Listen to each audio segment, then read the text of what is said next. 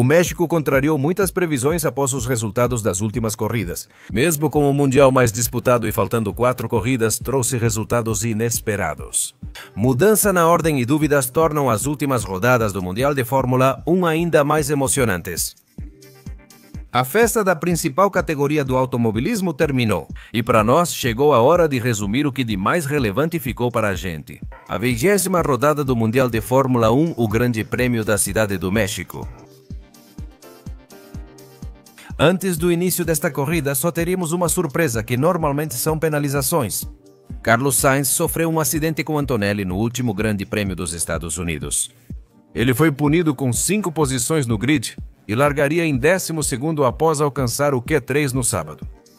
E falando da classificação, a pole position foi conquistada por Lando Norris, com uma volta absolutamente incrível que lhe permitiu superar as Ferrari de Leclerc e Hamilton, que seriam seus perseguidores na largada. E que era claramente uma oportunidade de ouro para o piloto da equipe McLaren, pois Verstappen havia se classificado na 5ª posição e o líder do Mundial largaria em 7º lugar. Por isso, como eu disse, essa era uma oportunidade de ouro para Norris recuperar pontos valiosos se finalmente conseguisse aproveitar as oportunidades que seus rivais lhe davam. Portanto, no domingo, para o segundo dia de pole position deste Grande Prêmio do México, tudo estava pronto. Os 820 metros até a freada da curva 1 poderiam decidir o destino deste Mundial. Restava saber se Norris mostraria firmeza, se as Ferrari iriam com tudo ou se Verstappen faria uma loucura para sair em primeiro da curva número 1. E assim que os carros se alinhariam no grid de largada, as luzes do semáforo se apagariam. E com isso começaria o Grande Prêmio da Cidade do México. A largada de Norris foi impecável nos primeiros metros, já que ele não deu chance para ninguém assumir a liderança. Mas antes de chegar à curva número 1, formou-se uma fila de 4, onde os Ferrari ficaram encarregados de se bloquear, entre eles mesmos. E Verstappen quase passou por fora, só que ao frear no piano, Verstappen acabou passando reto. E junto com ele, Leclerc, Russell e mais alguns outros pilotos cortaram a curva número 1. Após voltarem à pista, precisaram devolver as posições conquistadas nessas manobras. Lando Norris, que fez uma largada incrível, manteve a primeira posição e, além disso, não saiu da curva, acabou recuperando a liderança, deixando Leclerc em segundo e Hamilton em terceiro. Piastri saiu largo na curva 1 e perdeu posições, caindo para 9º lugar. A corrida se estabilizou enquanto as posições se reorganizavam, mas logo na volta 6, Verstappen veio de longe para ultrapassar Lewis Hamilton e conseguiu pegar o lado de dentro, mas teve um leve contato com o piloto britânico.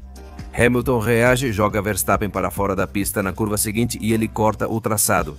Ao sair para a curva 4, Hamilton está mais rápido, mas trava as rodas na freada, cortando toda essa curva 4 junto com a 5 e não devolvendo a posição para Max Verstappen.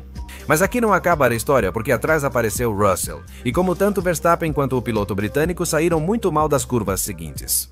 Berman, com a percepção da realidade distorcida e cúmbias típicas de motorista de micro-ônibus. Ele ultrapassa todos e cada um dos pilotos que tinha à sua frente, conseguindo se infiltrar na 4ª posição, após ultrapassar Russell e Verstappen com uma manobra primorosa. Além disso, Russell ficou em uma situação ruim, perdendo a posição para Antonelli. Mas a brincadeira? Para Hamilton nada ia sair bem e, claro, não ia sair barato, pois os comissários o puniram com 10 segundos de penalidade por sair da pista e ganhar vantagem, o que ia destruir completamente a corrida dele. Agora era Oliver Berman bloqueando o grupo de pilotos atrás, fazendo-os perder muito tempo. Piastri, por sua vez, precisava tentar aproveitar esse trenzinho que Berman estava fazendo para tentar se aproximar desses pilotos. Mas ele estava atrás do Red Bull de Yuki Tsunoda, que ultrapassou na volta 11 para assumir o 8º lugar neste Grande Prêmio. Após essas voltas iniciais caóticas, a corrida se estabilizou um pouco. Norris, na volta 17, já tinha 7 segundos de vantagem sobre Leclerc e ainda mais sobre os outros. Nesse momento, Max Verstappen tinha vantagem, pois começou a corrida com pneu médio. No último stint, usaria o pneu macio, garantindo grande vantagem sobre os adversários. Vendo o trenzinho que Oliver Berman formava, sem provas, mas sem dúvidas, acredito que tocava Ray Mix no rádio dele. Fez com que o resto das equipes tivesse que tentar o undercut para ultrapassar o piloto britânico. Anthony lideraria, parando primeiro na volta 23. Hamilton pararia na 24, cumpriria a punição e ficaria atrás do grupo. Piastri e Berman pararam na volta 25 com Berman evitando o undercut. Russell parou apenas na volta 26. Leclerc parou na volta 32 e Norris apenas na 34, bem depois dos líderes, para colocar pneus médios e ir até o final da corrida. Como Norris já tinha 30 segundos de vantagem sobre Max Verstappen, ao parar não perderia a liderança da corrida. Verstappen precisou ficar mais tempo na pista antes de trocar os pneus e ter um último stint forte. Parou apenas na volta 38, saindo em oitavo atrás de Hamilton, com cerca de 16 segundos de diferença para o pódio. E vendo como Berman estava segurando ainda mais esse grupo, aquele pneu macio poderia ter uma chance no final da corrida. Na frente, como Antonelli não conseguiu passar pelo meu novo motorista de micro-ônibus favorito, isso fez com que Russell começasse a reclamar no rádio, dizendo que tinha mais ritmo e que Antonelli deveria deixá-lo passar para tentar a manobra contra seu compatriota, prometendo à equipe que, se não conseguisse passar por Berman, devolveria a posição. A Mercedes acaba aceitando o acordo, mas infelizmente para Russell, George também não conseguiu. Ele ficou atrás do Haas, aquecendo demais os pneus enquanto Piastri já se aproximava.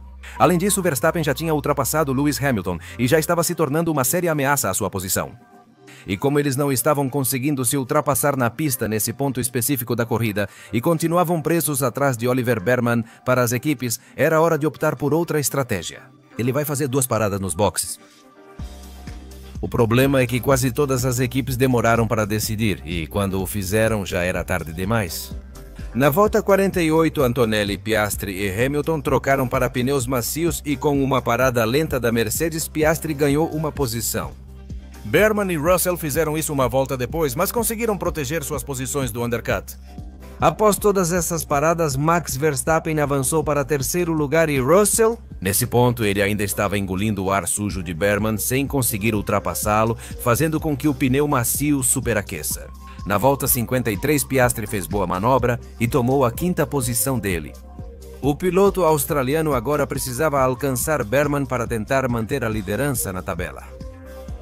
E como Russell nunca conseguiu superar seu compatriota, no final, a equipe acabou obrigando-o a cumprir a promessa de devolver a posição ao seu companheiro.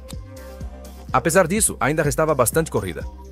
Na volta 64, Bortoleto fez uma incrível ultrapassagem por fora sobre Haier, na curva 1, assumindo o último lugar que dava ponto na corrida. Além das 2 perseguições, ainda havia pontos valiosos nas disputas de Verstappen com Leclerc e de Piastri com Berman. Verstappen reduzia rapidamente a diferença para o piloto monegasco, que sofria com o desgaste dos pneus, enquanto Verstappen mantinha um ritmo de corrida mais sólido. Nas voltas finais deste grande prêmio, ambos os pilotos tentavam tirar tempo e entrar na zona de asa móvel.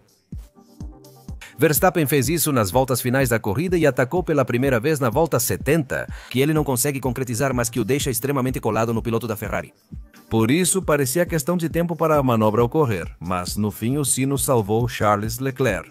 Por quê? Devido a um rodopio de Sainz no Foro Sol e um pequeno contato com a parede. A Federação Internacional de Automobilismo supostamente achava que o carro de Sainz pegava fogo. Apesar do piloto espanhol ter deixado o carro em local seguro, decretaram um Virtual Safety Car, eliminando a última volta de disputa entre Max Verstappen e Leclerc.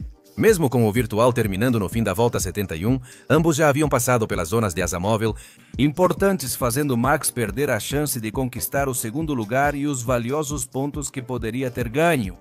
Algo similar ocorreu com Oscar Piastri, que entrou no asa móvel de Berman, mas não o ultrapassou. Com isso, o Grande Prêmio chegou ao fim. E, senhoras e senhores, ao cruzar a linha de chegada na volta 71 com 30 segundos de vantagem sobre Charles Leclerc, Lando Norris vencia o Grande Prêmio da Cidade do México. 6ª vitória de Lando Norris na temporada, marcando uma surra de proporções bíblicas, que, graças aos resultados de seus rivais diretos, lhe devolve a liderança do Mundial de Pilotos. Após perdê-lo no Grande Prêmio do Canadá, quando tudo parecia perdido. Após a quebra do motor de Sandboard, o piloto britânico volta a liderar a tabela de pilotos, faltando 4 corridas para o fim desta temporada. O restante do top 10 do Grande Prêmio do México terminou assim. Charles Leclerc ficou em segundo, salvo quase no fim. Verstappen terminou em terceiro, que, vendo como o fim de semana começou, deve ter um gosto de pura glória. Oliver Berman ficou em quarto e foi aplaudido de pé. Oscar Piastri terminou em quinto após um fim de semana difícil. Andrea Kimi Antonelli ficou em sexto, Russell em sétimo em fim de semana ruim da Mercedes. Lewis Hamilton termina em oitavo após perder oportunidades na corrida. Nona posição para Esteban Ocon, fechando uma dupla colheita de pontos muito valiosa para a equipe Haas. E na última posição de pontos, Gabriel Bortoleto ficando com o 10º lugar desta corrida. Se você me segue no Instagram, sabe que assisti ao Grande Prêmio do México no Autódromo Hermanos Rodrigues das arquibancadas. E a verdade é que quero ficar com o sentimento do que vivi na competição. Uma corrida emocionante, com várias disputas e diferentes estratégias que, honestamente, me deixou extremamente entretido. Por isso, se eu for muito honesto, desta vez, e só desta vez, permitam-me não analisar demais a corrida e acabar tirando pontos dela. Assim, consigo diminuir um pouco a emoção que senti neste domingo. Para este grande prêmio, dou nota 8, foi uma boa corrida. Provavelmente foi um dos melhores grandes prêmios do México desde o retorno da competição em 2015. Meus pilotos do dia são Gabriel Bortoleto, que se recuperou bem e garantiu esse ponto. Lando Norris fez uma corrida perfeita com ritmo excelente que muda o jogo a 4 provas do fim. E em especial para Oliver Bearman, que soube aproveitar as oportunidades e teve um ritmo surpreendente para ficar com a 4ª posição ao final deste grande prêmio. E a minha decepção do dia é a Mercedes. Mais um fim de semana ruim em uma pista onde esperavam bom desempenho, mas saíram com pouco. Além disso, perdem o 2º lugar no campeonato de construtores, e que só os deixa na expectativa de que outros circuitos sejam muito melhores para eles e assim consigam outra alegria, se é que essas possibilidades realmente vão existir. Mas, senhoras e senhores, com isso encerramos o resumo do Grande Prêmio da Cidade do México 2025 da Fórmula 1. Mas é aqui que eu te pergunto, o que você achou do Grande Prêmio? Gostou? Ficou decepcionado? Quem foram os seus pilotos do dia e as suas decepções deste grande prêmio disputado no Autódromo dos Irmãos Rodrigues? Me contem suas opiniões da parte dos comentários. Me despeço pedindo que, se gostou do vídeo, deixe um joinha. Inscreva-se neste canal, ative as notificações para saber quando estou postando um novo vídeo e compartilhe este com seus amigos. Também te convido a nos seguir nas nossas contas do Instagram e do Twitter, cujo link estará na descrição deste vídeo, e a gente se vê em breve. Mais conteúdo no canal Skyline Racing. Obrigado pela companhia. Até logo.